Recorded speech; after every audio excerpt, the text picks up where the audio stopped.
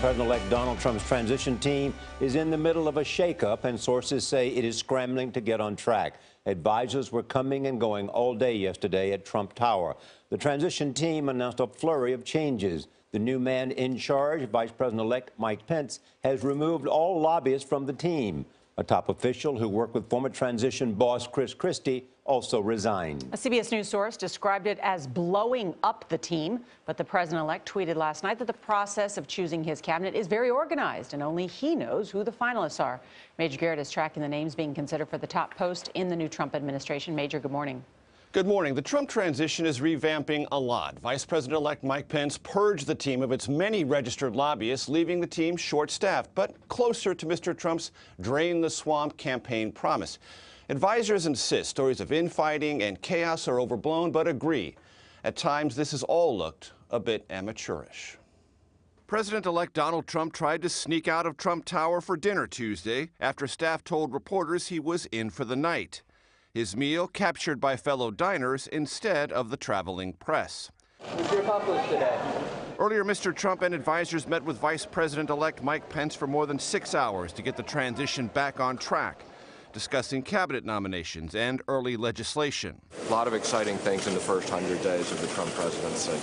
Former Goldman Sachs partner and Trump loyalist Steve Mnuchin is the frontrunner for Treasury Secretary. Alabama Senator Jeff Sessions is now a favorite to serve as Attorney General. Also at Trump Tower, one-time campaign rival Ted Cruz and retired Lieutenant General Keith Kellogg, a national security advisor during the campaign. Joining the national security transition team, Frank Gaffney, labeled by the Southern Poverty Law Center as one of America's most notorious Islamophobes, and who last year defended Mr. Trump's proposed Muslim immigration ban as common sense. I've been in 80 countries, 150 different foreign trips. Questions are being raised about Mr. Trump's leading candidate for Secretary of State, Rudy Giuliani, whose private firm reportedly held contracts with the government of Qatar. Giuliani has also given paid speeches to an Iranian opposition group that was once on the State Department's list of terrorist organizations. You want to have a diplomat in charge of diplomacy. You don't want a bomb thrower. After defense hawk John Bolton's name surfaced as another possible Secretary of State, Republican Senator Rand Paul objected, calling him unfit for the job. I think Giuliani and Bolton are very similar. Bolton just has a more extensive cheerleading background with regard to war in the Middle East.